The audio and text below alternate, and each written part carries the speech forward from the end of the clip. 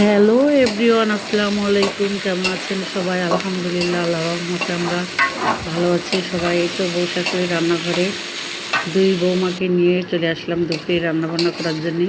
আমি উস্তেবাজি করছি, আর গতকালকের গরুর রসের তরকারি আছে, আর বড় আম্মু ছোটো ট্যাংরা মাছ দিয়ে আলু দিয়ে চচ্চড়ি করবে, আর মাগুর মাছ দিয়ে আলু দিয়ে পাতলা একটা ঝোল রান্না করবে অল্প তেল মশলা দিয়ে, যাতে দুদিনও খেতে পারে আমরাও খাইতে পারি।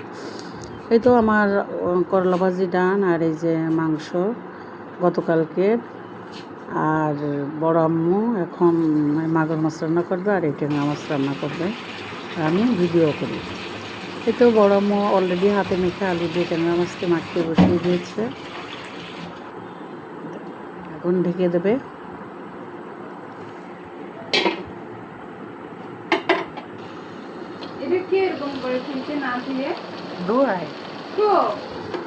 একটা টমেটো কেটে দিয়ে দিয়েছে। এ তো গুঁড়ো মাছ হয়ে গেছে আমাদের। এবার ফ্রাই প্যানে কষিয়ে কড়াইতে দিয়ে দেবে মাগুর মাছের আলুটা আগে থেকেই ভেজে নিয়েছে, কিন্তু মাছটা ভাজেনি, মাছটা কাঁচাই রান্না করবে। মাগুর মাছ কাঁচা রান্না করলে খেতে ভালো লাগে। আর একটা টমেটো কেটে দিয়ে দিয়েছে বড় আম্মু। টমেটো ছোটো আম্মু কাটাকাটি সব ছোটো আম্মু করছে, আর বড় আম্মু রান্না করছে, আমি ভিডিও করছি।